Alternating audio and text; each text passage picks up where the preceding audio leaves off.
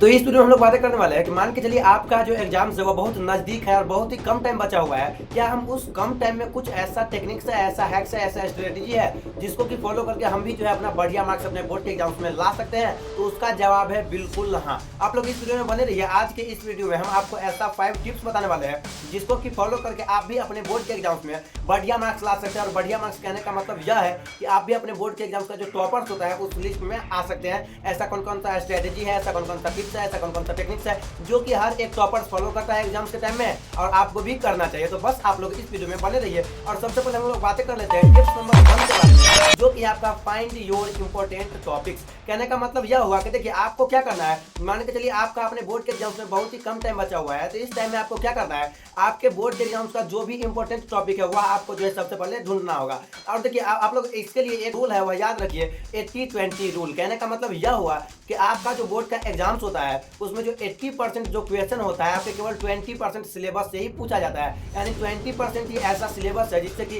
80% question आपके board के exams में आता है। अब तो आप समझ गए कि वह 20% ही सिलेबस ऐसा है जिससे 80% क्वेश्चन आता है। तो आपके भी मन में तो चलता होगा कि वह 20% जो सिलेबस है वह आखिर कौन है जिससे कि पढ़ के हम भी अपना बढ़िया मार्क्स ला सकते हैं। तो वह 20% सिलेबस जो है आपको कैसे पता करना है कि वह 20% सिलेबस कौन सा है जिसको कि पढ़ के हम लोग जो है बढ़िया मार्क्स ला सकते हैं। या मान के चलिए कि बढ़िया मार्क्स ला सकते हैं या अपने बोर्ड के एग्जाम्स में टॉप कर सकते हैं, या 80% जो क्वेश्चन वहां से आता है वो हम लोग पता कर सकते हैं। तो यह जो 20% सिलेबस है, इसीलिए इसको आपको गेस करने के लिए आपको क्या करना होगा, आपको कुछ कुछ ऐसा जो है टिप्स है जिसको कि आपको जो है किसी का मान के चलिए कि आपको सहारा लेना पड़ेगा। जैसे में आपका हो गया आपका कोई सीनियर, आस्क योर सीनियर्स, या आपके जो भी बड़े हैं, बड़े भाई बहन है, या आपके जो भी कोई सीनियर्स है, आपके अपने दोस्त है, उससे आपको जो है अपना जो इंपॉर्टेंट टॉपिक है वह पूछना है। अब आप बोलेंगे वो कैसे? देखिए अगर आप अपने दोस्त से, वह चूंकि उससे पहला जो कि आपका जो सीनियर है, मान के चलिए आपका कोई भाई बहन या कोई रिश्तेदार में कोई सीनियर है, तो उससे सब कुछ पता है कि बोर्ड के एग्जाम्स में कहाँ से कौन सा क्वेश्चन पूछा जाता है, तो आप लोग उसका सहारा ले सकते हैं। या मान के चलिए कि देखिए बहुत टाइम तो यह भी होता रहता है कि उनको जो है अपने रिश्तेदार में जो है कुछ लोग पढ़े ही नहीं होते। तो अब आपको क्या करना है, देखिए अब हम लोग सोशल मीडिया के जमाने में है, तो हम लोगों को क्या करना है, कुछ ऐप्स होता है, एआई ऐप्स होता है, जैसे में हो गया आपका चैट जीपीटी या जेमिनाई हो गया। इससे जो है आप पता कर सकते हैं कि आपका जो भी आप मान के चलिए कोई चैप्टर है, एक लाइफ प्रोसेसेस यानी कि जैव प्रक्रम, इसका जो भी इंपॉर्टेंट टॉपिक हमको पता करना है, तो हमको वहाँ पे क्या लिखना है कि जैव प्रक्रम चैप्टर का इंपॉर्टेंट टॉपिक बताइए, जहाँ से कि क्वेश्चन बार बार रिपीट होते हैं अपने बोर्ड के एग्जाम्स में। तो वहाँ से जो है वह आपको कुछ कुछ इंपॉर्टेंट टॉपिक्स दे देगा जहाँ से कि आपके बोर्ड के एग्जाम्स में बार बार प्रश्न पूछे जाते हैं। तो आप जो है कुछ एआई जो वेबसाइट है आप इसका भी सहारा ले सकते हैं अपने इंपॉर्टेंट टॉपिक को ढूंढने के लिए, फाइंड करने के लिए, गेस करने के लिए। या तो आप ले ही सकते हैं। इसके साथ ही साथ आप क्या कर सकते हैं, तो आप प्रीवियस ईयर क्वेश्चन का भी सहारा ले सकते हैं। देखिए बार बार क्या होता है, 80% जो आपके बोर्ड के एग्जाम्स में जो क्वेश्चन आता है वह जो है पीवाईक्यू से ही आता है, प्रीवियस ईयर क्वेश्चन से ही आता है। तो आपको क्या करना है, कम से कम पिछले 5 वर्षों का जो भी पीवाईक्यू है उसको आपको सॉल्व करना है। और अगर आप इतना कर लेते हैं तो आपको खुद ब खुद पता चल जाएगा कि कौन कौन सा ऐसा क्वेश्चन है जो कि बार बार पूछा जाता है और जिसका कि पूछने का संभावना बहुत अधिक है, और क्वेश्चन जो रिपीट होता है वह तो आपको फायदा होगा ही। इसीलिए आप लोग पीवाईक्यू का भी सहारा ले सकते हैं। इसके साथ साथ आप क्या कर सकते हैं, तो देखिए कभी कभी ऐसा क्या होता है कि आपके बुक में जो भी इंपॉर्टेंट टॉपिक होता है जिसको कि 1 से 2 पेज में बताया गया रहता है, यानी कि जो बुक में ज्यादा दिया गया हो, ज्यादा पेजों में जिसको जो है एक्सप्लेन किया गया हो, वह जो होता है वह बहुत इंपॉर्टेंट होता है। मान के चलिए कोई एक टॉपिक है, जैसे मान के चलिए कोई एक टॉपिक उत्तर लेंस वाला टॉपिक है, उसको जो है आपके जो भी बुक है उसमें 2 पेज में एक्सप्लेन किया गया है। इसका कहने का मतलब यह क्या हुआ कि वह जो टॉपिक्स है वो बहुत ही इंपॉर्टेंट टॉपिक है और वह हमें क्या करना होगा, पढ़ना होगा। तो इसीलिए आपके बुक में जो भी क्वेश्चन ज्यादा जो है ज्यादा पेज में जो एक्सप्लेन किया रहता है तो आपको उसको भी पढ़ना है। तो इसको जो है इस तरीके से अभी हम लोग जो बताए आपको जो 3-4 जो टिप्स बताए हैं, इसको फॉलो करके आप जो है अपना जो भी इंपॉर्टेंट टॉपिक है जिससे कि बार बार क्वेश्चन पूछा जाता है, 20% सिलेबस से 80% क्वेश्चन आता है, उसको आप इस तरीके से जो है पता कर सकते हैं। तो यह था आपका टिप्स नंबर 1 जिसको कि फॉलो करके आप अपने बोर्ड के एग्जाम्स में बढ़िया मार्क्स ला सकते हैं। अब हम लोग बातें कर लेते हैं टिप्स नंबर 2 के बारे में, जो कि आपका वीडियो टेक्स्ट। देखिए पहले के जमाने में क्या होता था, जब सोशल मीडिया नहीं रहता था ना, तो जब आदमी क्या करता था, कोई बुक मान के चलिए कि टेक्स्ट को केवल पढ़ता था और वह पढ़ना जो है बहुत कठिन होता था। लेकिन अभी के टाइम में आपको क्या करना है, आपको केवल किताब नहीं पढ़ना है, आपको उसके साथ साथ वीडियोज भी देखना है। देखिए ऐसा देखने से होता क्या है कि आपको माइंड जो है वो बोरिंग नहीं लगता है। मान के चलिए कि हम जैव प्रक्रम चैप्टर पढ़ रहे हैं, तो उसको हम एक टेक्स्ट केवल पढ़ रहे हैं किताब में से, जो किताब हमारा जो भी एनसीईआरटी का है उसे हम लोग पढ़ रहे हैं। तो उसको पढ़ते पढ़ते क्या होता है, हमारा जो मन होता है वो बोरिंग लगने लगता है। तो आपको क्या करना है, वह जो चैप्टर है उसका जो भी वीडियो जो है आप यूट्यूब पे सर्च करके देख सकते हैं। जैसे लाइफ प्रोसेस जो चैप्टर है उसका वीडियो आप यूट्यूब पे देख सकते हैं। ऐसा करने से होता यह है कि हमें जो है बोरिंग सा नहीं लगता है और साथ ही हम जो है बहुत ज्यादा देरों तक जो है पढ़ पाते हैं। तो इससे आपको क्या समझ में आया, देखिए आप भी कभी कभी देखते होंगे बचपन में जो आप है आपने एप्पल का स्पेलिंग कैसे याद किया था, एप्पल को देखे थे तब आप बहुत जल्दी याद कर लिए। देखिए APPLE एप्पल। या आप अभी भी देखते होंगे बहुत सारे बच्चे को जो भी जो शिक्षक होते हैं उन्हें एप्पल दिखा दिखा के उसका स्पेलिंग याद करवाते रहते हैं कि यहाँ देखो एप्पल है, APPLE Apple.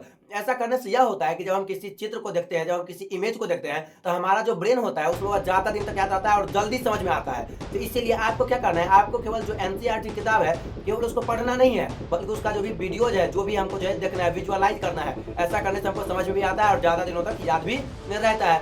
Second number tips तो आप यह फॉलो कर सकते हैं। इसके बाद जो आपका थर्ड नंबर टिप्स है वह है आपका डेली प्लानर। देखिए बहुत सारे टॉपर्स अपना जो डेली प्लानर होता है वह कैसे बनाते हैं, मान के चलिए कि आज भर दिन में जो है हमें यह चैप्टर पढ़ना है और पढ़ते हैं, खाली वही पढ़ते जा रहे हैं, लेकिन आपको यह नहीं करना है। आपका जो डेली प्लानर जो है आप जो भी पढ़े उसको आपको दो स्लॉट में जो है बांटना है। स्लॉट नंबर 1 में आप क्या करना है, मान के चलिए कोई चैप्टर पढ़ रहे हैं तो स्लॉट 1 में तो उसको जो हमको वीडियो देखना है, यूट्यूब में मान के चलिए कोई वीडियो देख रहे हैं, हमको स्लॉट 1 में तो उसका वीडियो देखना है। और स्लॉट 2 में क्या करना है, वह जो वीडियो देख रहे हैं उसके दौरान हम जो चीज पढ़े हैं उसको 15 मिनट आपको जो है 15 मिनट जो है आपको जो है उसको रिवीजन करने के लिए। ऐसा करने से होता है, आप याद रखिए, अगर आप ऐसा करते हैं तो आप जो है बहुत ज़्यादा दिनों तक जो चीज़ों को याद रखेंगे और भूलेंगे भी नहीं। तो इसीलिए आपको क्या करना है, आप जो भी मान के चलिए आप जो भी पढ़ रहे हैं स्लॉट 1 में आपको तो वह पढ़ना है, और स्लॉट 2 में मान के चलिए वो हम जो वीडियो जो लेक्चर देख रहे हैं तो स्लॉट नंबर 1 में तो हमें वह लेक्चर देखना है, और स्लॉट नंबर 2 में हमें क्या करना है, वह जो हम पढ़े हैं उसको 15 मिनट जो है फटाफट जो है उसको रिवीजन कर लेना है। थर्ड नंबर जो टिप्स था आप यह फॉलो कर सकते हैं। हम लोग बातें कर लेते हैं टिप्स नंबर 4 के बारे में, जो कि आपका आंसर राइटिंग या MCQ। देखिए कहने का मतलब यह हुआ कि मान के चलिए अगर आप किसी भी बोर्ड का एग्जाम्स दे रहे हैं तो उस दौरान आपको जो है क्या क्या ऐसा चीज है, ऐसा क्या क्या टेक्निक्स है जो कि आपको फॉलो करना चाहिए। टेक्निक्स नंबर 1, मान के चलिए अभी चलिए हम आपको जो है स्क्रीन पे जो है 2 इमेज दिखा रहे हैं, आप पहले इसको देखिए। इमेज नंबर 1 और इमेज नंबर 2 दोनों में आपको कौन बढ़िया देखने में लग रहा है? आप देखे होंगे जो इमेज नंबर जो 2 है वह बहुत बढ़िया है। ऐसा क्यों है, आखिर उसमें ऐसा क्या क्या खासियत है, ताकि जब आप भी अपने बोर्ड के एग्जाम दें तो आप भी उस खासियत को फॉलो करें और आपके भी जो भी टीचर्स है वो आसानी से आपके जो है फुल मार्क्स दे पाए। तो देखिए आपको इसके लिए आंसर राइटिंग करने के दौरान आपको ऐसा कौन कौन सा टिप्स है जिसको कि फॉलो करना है। तो टिप्स नंबर 1 है आपका जो है गैप को मेंटेन करना है। आप लोग देखिए बहुत बार क्या करते हैं, 2 वर्ड के बीच में जो है गैप ही बहुत कम देते हैं, जिससे होता यह है कि आपका आंसर देखने में जो है भद्दा लगता है और टीचर जो है आपका मार्क्स कट कर लेते हैं। तो आपको क्या करना है, किन्हीं 2 वर्डों के बीच में दो जो शब्द होता है उसके बीच में आपको गैप को मेंटेन करना है। और सेकंड नंबर टिप्स आप इसमें क्या फॉलो कर सकते हैं, आंसर इन पॉइंट, यानी कि जो भी आप आंसर दे, मान के चलिए कोई 5 मिनट्स वाला क्वेश्चन है उसका जो आंसर होता है वो तो 1 पेज 2 पेज 3 पेज में होता है, तो वहां आपको जो है उसका जो आंसर होता है वो आपको पैराग्राफ में नहीं देना है। या नहीं कि हम राइटिंग की तरह उसको जो एक बार में लिखते जा रहे हैं, ऐसा आपको नहीं करना है। तो उसका जो आंसर है वो आपको पॉइंट में देना है, यानी कि पहले पॉइंट लिखना है और उसके बाद एक्सप्लेन करना है। ऐसा करने से होता यह है कि आपका जो आंसर है वह देखने में बढ़िया लगता है। इसके बाद जो थर्ड नंबर इसका जो टिप्स है वह है आपका अंडरलाइन इंपोर्टेंट वर्ड, यानी कि कहने का मतलब यह हुआ वह जो क्वेश्चन है उसका जो भी इंपोर्टेंट वर्ड है उसको आपको अंडरलाइन करना है। यानी मान के चलिए कि कोई क्वेश्चन मान के चलिए है रॉलेट एक्ट, वह कब हुआ था, वह उसका इंपोर्टेंट पॉइंट हुआ, तो उसको आपको हाईलाइट करते जाना है। अगर आप इस सारा चीज़ों को जो है अगर आप फॉलो करते हैं तो आपका भी कॉपी देखने में बढ़िया लगता है, आपको जो है पूरा का पूरा मार्क्स मिल जाता है। इसके बाद हम लोग बातें कर लेते हैं MCQ के बारे में, यानी कि ऑब्जेक्टिव के बारे में।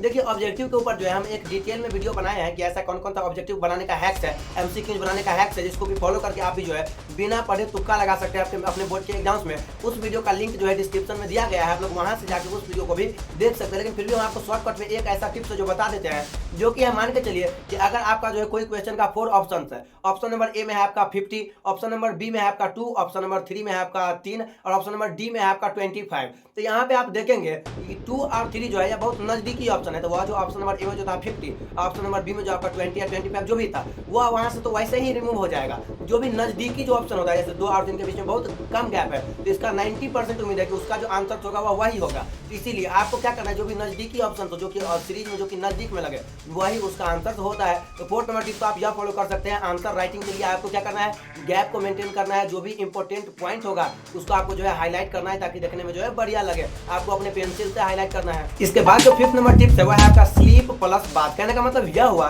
कि पहला जो है आपका स्लीप। देखिए आपको बहुत बार ऐसा हुआ होगा कि आपको एग्जाम से पहले सब कुछ याद रहता है, लेकिन जब भी आप एग्जाम देने जाते हैं तो वहां पे जाके आप एकाएक सब कुछ भूल जाते हैं। ऐसा होता क्यों है, तो वह आपके स्लीप की वजह से होता है। आप क्या करते हैं, बहुत टाइम जब भी आपका एग्जाम्स रहता है तो एग्जाम से आप एक रात पहले जो है पूरा रात पढ़ते जा रहे हैं और ऐसा करने से आपका जो मेमोरी होता है वह जो है बिल्कुल कमजोर हो जाता है। देखिए हम लोग सोते क्यों है, ताकि हम जो भी भर दिन में जो भी चीज़ किए हैं वो हमारे शॉर्ट टर्म मेमोरी से जो है लॉन्ग टर्म मेमोरी में कन्वर्ट हो जाए। तो इसीलिए आपको क्या करना है, आपको भरपूर जो है नींद लेना है, कम से कम 6 से 7 घंटा तो आपको जरूर सोना है। तो इसीलिए आप लोग स्लीप भरपूर लीजिए, यानी कि 6 से 7 घंटा कम से कम सोइए। अगर आप ऐसा नहीं सोते हैं तो आपका जो भी आपका जो भूलने का समस्या होता है वह एक जो उसका एक कारण है वह यह भी है कि जब आप एग्जाम में जाते हैं आप सारा का सारा चीज़ एकाएक भूल जाते हैं।